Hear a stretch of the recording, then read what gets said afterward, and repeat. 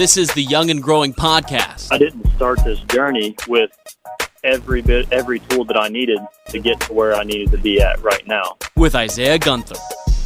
What is up, everybody? Welcome to Young and Growing. I am your host, Isaiah Gunther, and today we have an amazing guest on. I am super excited to have him on, Mr. Kyle VanBibber in the house. What is going on, Kyle? Hey, what's up? I'm super stoked, man. I know that you've been talking about wanting to be on this thing for a while now, and I'm just excited to hear your story because, to be honest, I've known you since high school. I've known, we've hung out. My fiance extremely well, and to watch you go from in high school the person you were to now. Not saying it was a bad or good or bad thing, but just watching you grow.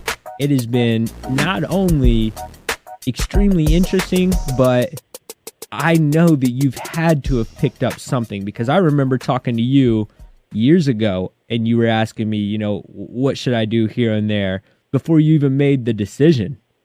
And the fact that you are where you are now, I'm blown away, man. So I'm super excited to hear your story. I apologize for taking up all the time. So what's up, man? How have you been? Been doing well. Took the move to Memphis, Tennessee. Definitely something that I'm still excited about. It's been more than a month now, and I'm still seeing new stuff here, and it's definitely something I'm happy to be here. Dope. I love it, man. I love it. Awesome. So let's dive in, because I've been wanting to ask these questions for a while now, and I'm glad that we can wait until the podcast to actually unreel the whole thing. So let's start from the beginning, man. Like, what got you? Where did you start? What made you become the person that you became before you realized, okay, I have to make a change? Where did it all begin? Definitely all started with my need for validation. Growing up, I grew up in a household of 5 kids at my mom's house. Parents were divorced. My mom was a hard worker, always making sure that we had everything that we needed. Mm-hmm. So if she's always at work and there's 5 kids anyways, it's just hard to get that attention that a young child needs to develop properly. So, it started there, definitely going through school, taking those subconscious things that I learned. If you give this input of attention seeking, then you will get the output of attention. And if that's what you're lacking, that's what you're going to chase. Ooh, so, hold on. Let's repeat that, because that's huge. Say that again. Essentially, whatever you're lacking is what you're going to chase. So okay. if you're lacking attention, or a child lacks attention in a household, that's what they're going to go after. And if you put in input of something that will get a reaction of attention, and that, mm-hmm. then that's going to be the outcome, and you're going to, it's going to be repeated. It's a negative feedback relay. But yep, go ahead. My bad. Going through high school, that continued, and you build up these tendencies to where you don't even realize you're doing it to a point. And so, I was on the top of the class. I was number 8 out of however many I graduated with, right. And I was a senior class president, and I was in Mu Alpha Theta and National Honor Society, and president of the CYA my senior year. And once I hit college, where everything changes, it kind of just stopped me in my tracks. I continued on with that same person that I was into the first semester of college, mm-hmm. being, kind of attention seeking and, just needing validation for my actions that I am doing. Yeah. But something happened the winter break of my freshman year of college. Mm-hmm. I met a great guy. He was my roommate for a couple of years as well after the fact. And, he's still one of my best friends. His name is Thaddeus Jones. Mm-hmm. He opened up my perspective from a small town in Colgrove, growing up around not a diverse population. That you've seen it firsthand. Yep. Just small tri-state area and closed-minded, going 40 minutes away to Portsmouth to college, with a higher demographic of African American and Asian American, and just, you know, all of those students from overseas, just a diverse population. Right. I got to see a lot of different things I never got to see before. So first, you know, that opened up my perspective to that. And then conversations that me and him had remind me of this conversation we're having right now, where you just talk about what life is really about, and, you know, the things that you learn along the way. So he was basically my rock. You know, he was the person I always talked to about everything, and then he broke his leg. And so that person that was there, me being a dependent person already, needing validation, was gone. It kind of stripped me of every bit of comfort that I had in college. So, wow. You know, a lot of people don't know this part because I haven't told a lot of people about this, but my second semester, I developed crippling social anxiety and crippling, you know, underlying depression that had just built up from traumas in my past, and, you know, a lot of things that have happened in my life. Mm-hmm. So not having that person there that was, you know, physically keeping me down to going to classes and everything, I kind of, you know, stopped going to class, and I couldn't make myself get out of my dorm room. The only time I would leave was, you know, go to the food hall, get something to eat, come back, and go to sleep. But that time, you know, that I spent in my mind, basically just being aware of my thoughts, you know, that crippling social anxiety of, are these people looking at me? What are they thinking about me? You know, they're thinking negatively of me whenever people probably won't even look at me in the first place. You know, that's just how I coped with it, was being by myself. But whenever you're by yourself and you're a codependent person, it opens up your mind a lot to see, you know, just the perspective of everything. If you're constantly pushing down your mind and saying, I need something else to be happy, I need something else to make it through, I need someone else, something like a suppressant, then you're just going to be suppressed, you know? So being alone definitely opened my mind up to everything I needed to think about, you know, how the world works. That's huge. You know, who I am really as a person. It helped me find out who I was. I got into meditation a lot. Basically just developed a lot of the thoughts that we're going to be talking about today. It might be something that people have already thought about before. This might be the spark of a realization that you need to have, but, you know, it's the changes in your life are definitely important to go through. So, you know, that's where I've come from. So I love it, Kyle, because first I want to thank you for sharing that with us. Because there's a lot of people, and I think I've said this before, you know, anxiety, depression, things like that, that's real. And just because we're not experiencing it doesn't mean it's not out there. So what I just got from that, and guys, I'm learning with you right now. So Kyle's opening up to things, you know, that I'm learning too. So Kyle, when you say that, you know, depression and anxiety, you know, being dependent on somebody else, that was what was crippling you, you know, to opening up. That was your, you know, obstacle. That was the one thing that you were going through that was keeping you from becoming the person that you really wanted to be. Is that what you're saying? What I'm saying is that, you know, I don't want it to come off as one-sided at all. Everyone that goes through a mental disability or mental disorder, there can be a bunch of different factors that cause it. Right. Mainly mine was that codependency and that need for validation. That's what I was, Okay. So I don't want to dumb it down to anyone else saying that's going to fix your problem, because if someone's already independent, but they still have depression and anxiety to some form or factor, I don't want them to take from this that I'm just saying, you know, that's what you got to do. You know, figure yourself out. So, Okay. You know, so there are multiple, and I've said this to multiple people, there are multiple different types of depression and multiple different types of anxiety. Right.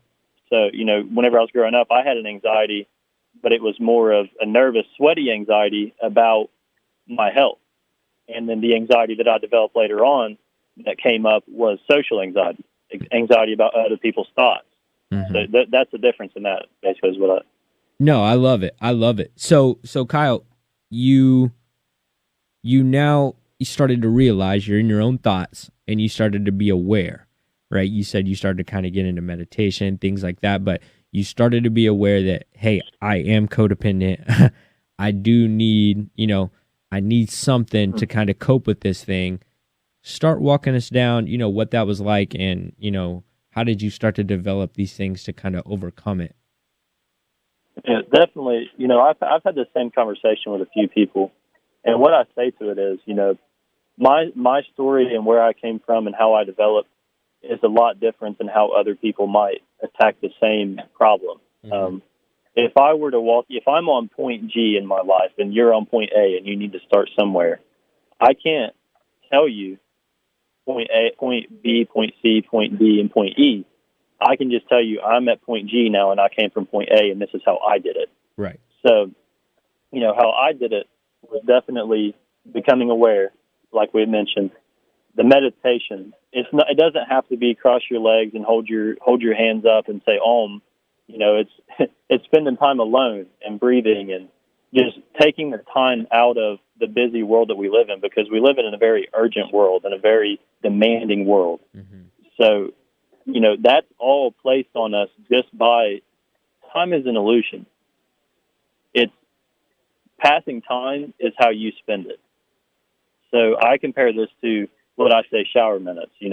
Whenever you're in the shower, if you're like, oh, I have to get out of here, I got to, go to work or something like that, then that's going to be the quickest 5 minutes that you've ever had in the shower. Right. But if you can slow your mind down to, okay, every second that you have in there is a second that you have of peace to get ready for your day, then that's going to could be the longest 5 minutes that you have. It's all perception.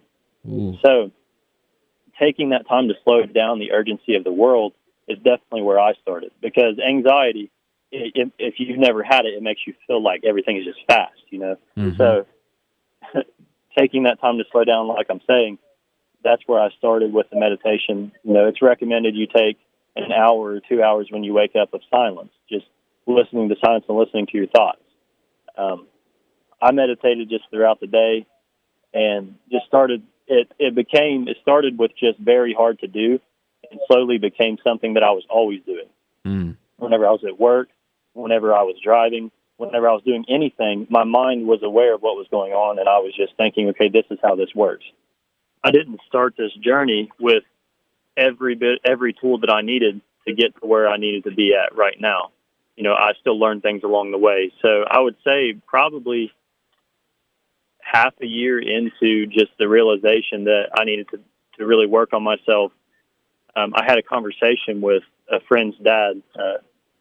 He basically told me, question everything. And whenever you hear the words question everything, it doesn't mean question and overthink. And it means to question why things are the way they are positively, to figure out why something works the way that it does. And if you take that same perspective of questioning why things work the way that they do to, working on yourself as a person, then you ultimately get the master plan of working on yourself. Ooh, so, that's it. And that was the whole goal, right, Kyle? Was I gotta work on myself.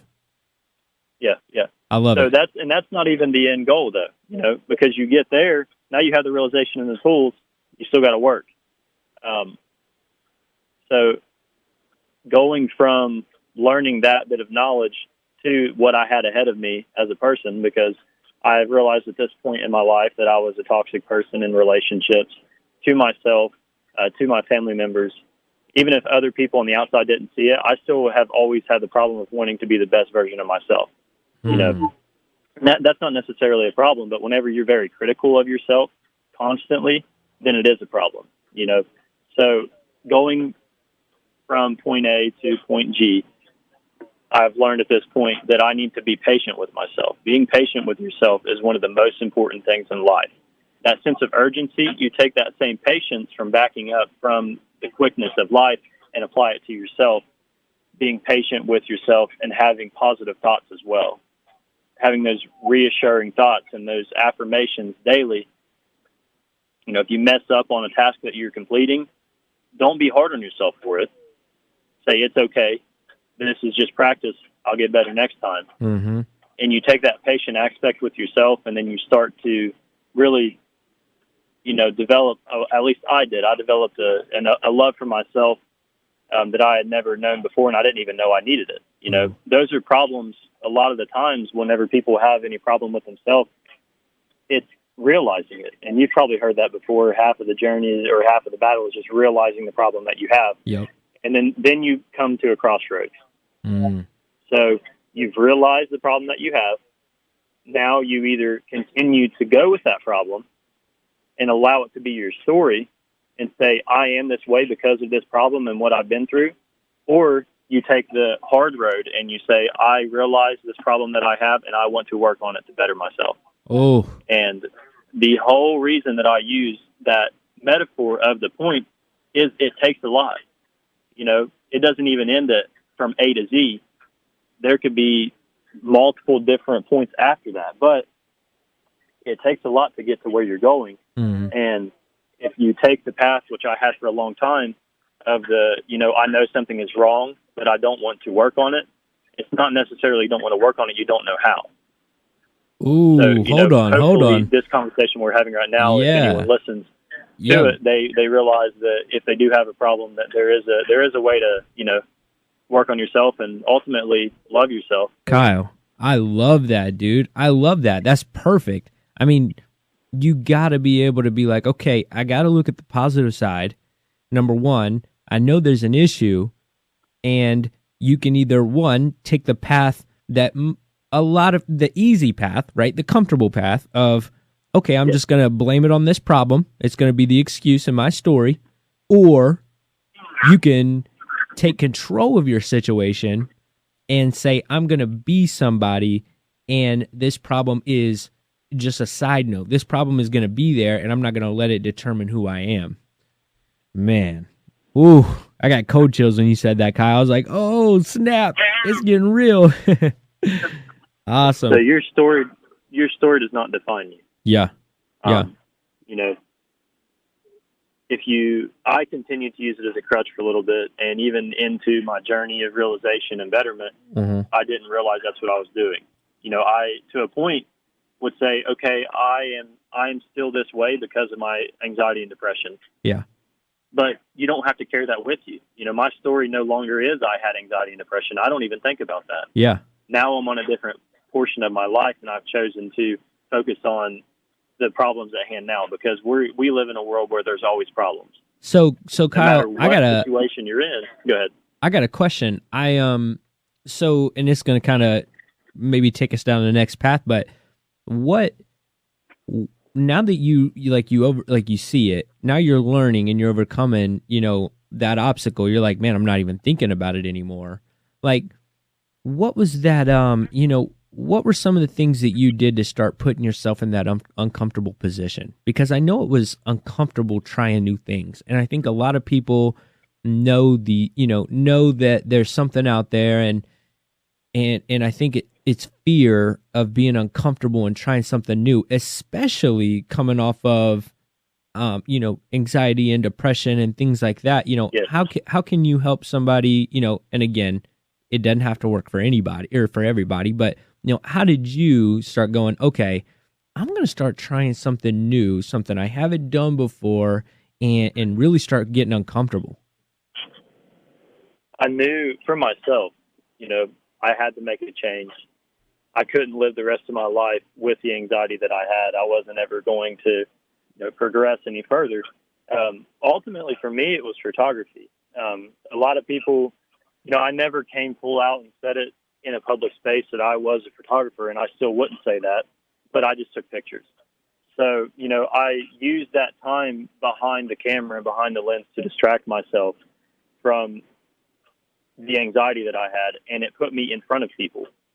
The thing that I was afraid of, and the thing that I was social anxiety, I was right there in front of you, but there was something in between us that was kind of like the division and the barrier to give me time to, you know, ease back into being around people and having normal conversations. And, you know, for me, I just continued to put myself in that uncomfortable situation. But I also was aware if I had a bad day, this is where meditation comes in. You know, that meditation gave me the time to think, okay, so I had anxiety because of this. This was the causing factor of that. Giving myself time to slow down and think about it instead of pushing through always was important.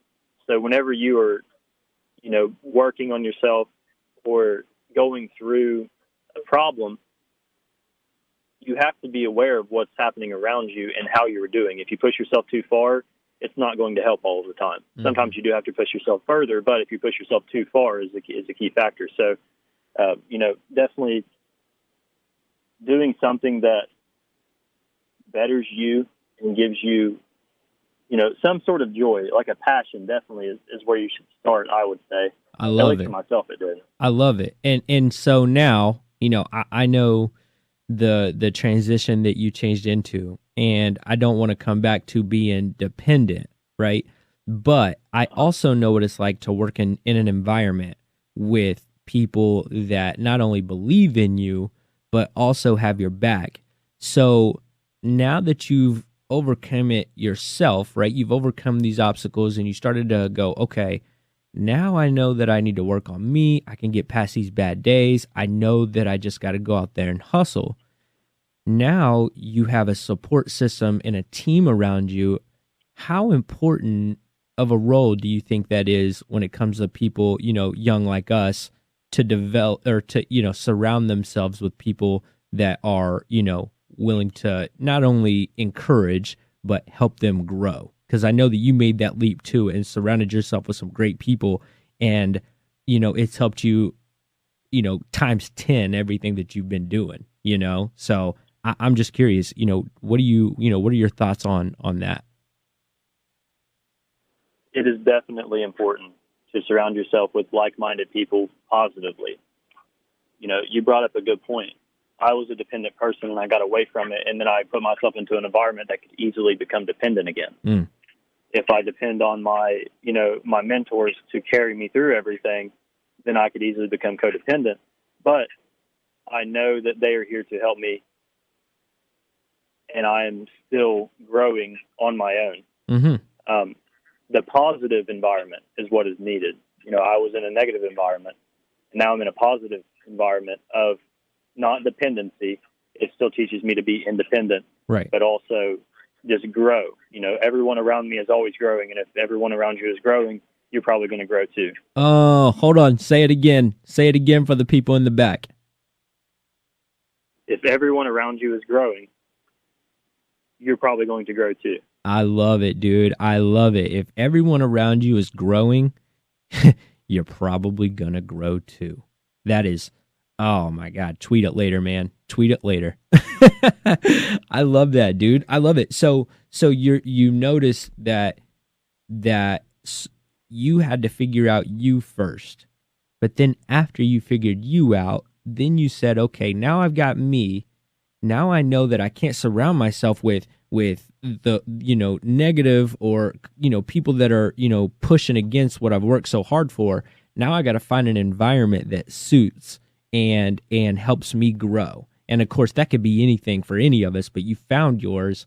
And of course you said, I would recommend anybody, go there. And so 2 giant steps, and Kyle, I'm kind of talking to the, to the audience now, but 2 giant steps that Kyle has, brought up is, number 1, like I said, find yourself, find the problem within you, because we all have the tendency of being like, okay, what's this person think of me, or how is this? Perception is everything to humans, to us. So being able to kind of get out of that, put yourself in uncomfortable positions to grow, and yourself. Then the next step is to surround yourself, day in and day out with people that are constantly growing, because if you want to grow and you're surrounding yourself with people that are constantly growing, you're probably going to grow. The chances are extremely high. So now you've made it to this point, Kyle, where you're like, okay, I've surrounded myself with people that are growing. I'm starting to grow.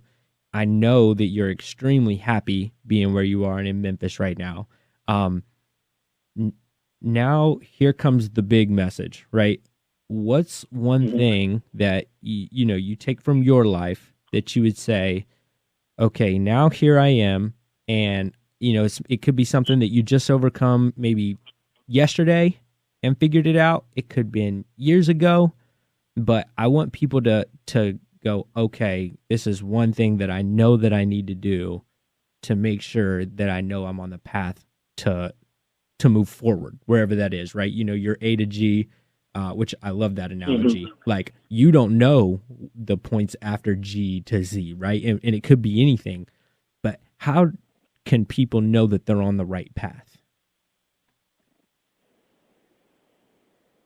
If it feels right, you just know. And the thing is, there is no right path, because ultimately we're floating through life trying to find purpose, and the purpose is just to live life. I met a good guy down here. His name is Charles Coleman, and I had this conversation with him on the first night we actually, knew each other. Mm-hmm. Life, like I just said, it's all about life. That's redundant, but that's simply how it is. And no matter what you believe in, whatever religion you believe in, there are intricacies to everything, but the intricacy of life is just, it's there for, I don't know how to better put it, You are going through something that everyone else is going through, and you have your own unique experiences. And if you sit back and look and think about how things worked out always, it's just crazy, It's just crazy how it all happens. It is, and that's one thing that you keep saying I can kind of relate to. With, like, I always say, keeping up with the Joneses, right? Like, we don't always have to. Number one, like you said, we got to figure out who we are, but we don't always have to follow what everybody else's path is. And I think a lot of us, because of social media and seeing, people with nice cars and doing all these things, all of a sudden we think less of ourselves because we're not there yet. Or, our path is just a little bit different because, we haven't gotten there yet at this age, or whatever. And I'm super, super guilty of that.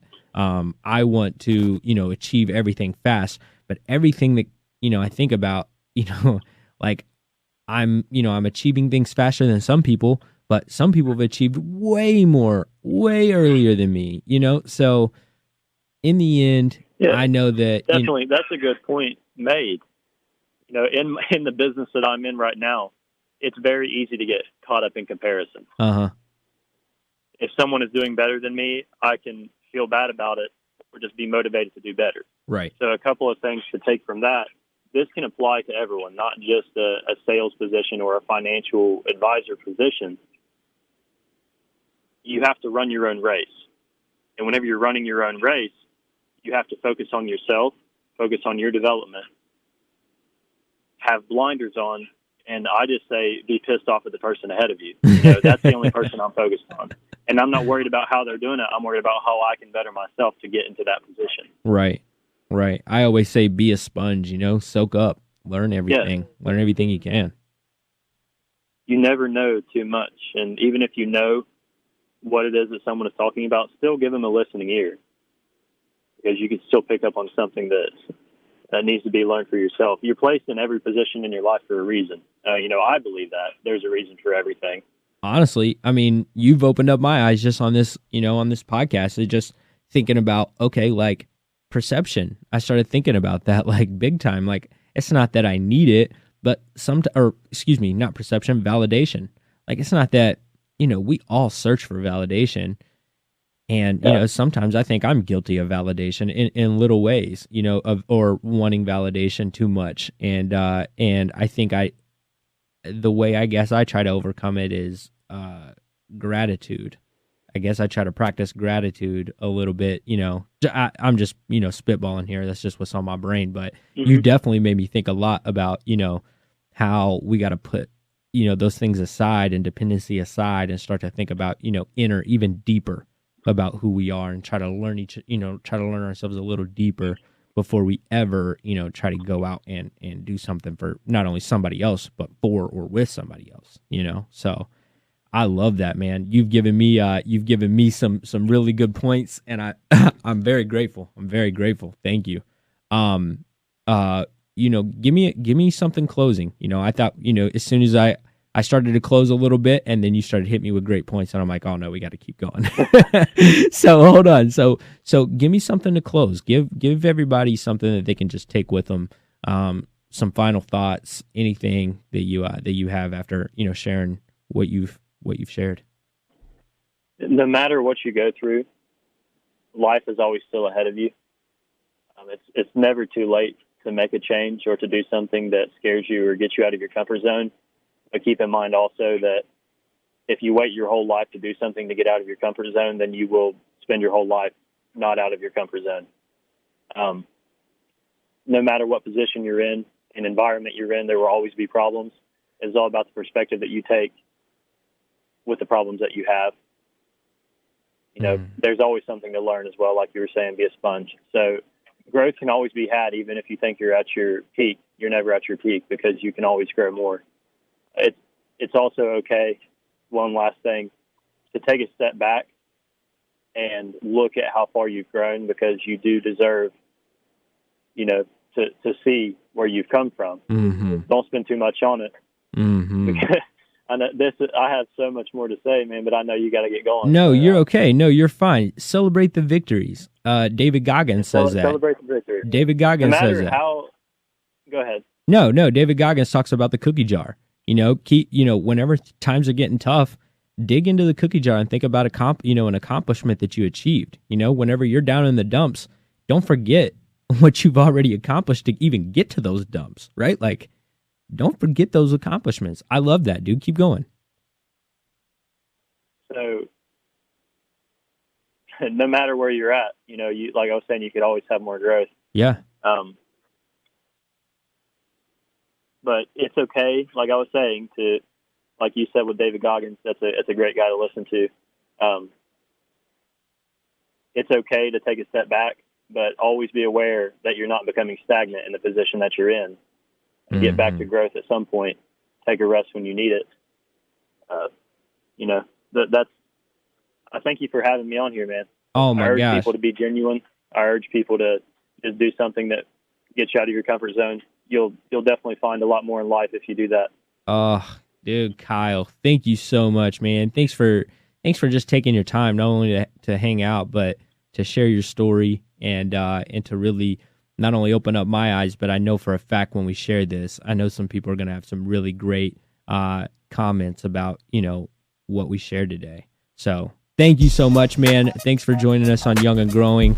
Yeah, I'm going to try to get us on Apple as soon as possible. Right now we're having just a little bit of difficulties. So SoundCloud, we'll be on SoundCloud at the end of this week for sure. Definitely on YouTube. Again, I'll share it on Facebook. I don't ask, I'm not going to put any advertisements or anything on there like that. All I ask is that if you guys take anything from this, comment, give us something that you took from it, and then let's share it, because we can always go back and take little snippets and little clips and put something together so that, we're just taking, some of the best of our past clips and putting them together. It's been an amazing journey so far. I've got a lot of good people lined up. And I'm ready to keep crushing it. So again, thanks, Kyle. Thank you guys, everybody. Young and Growing, we are out.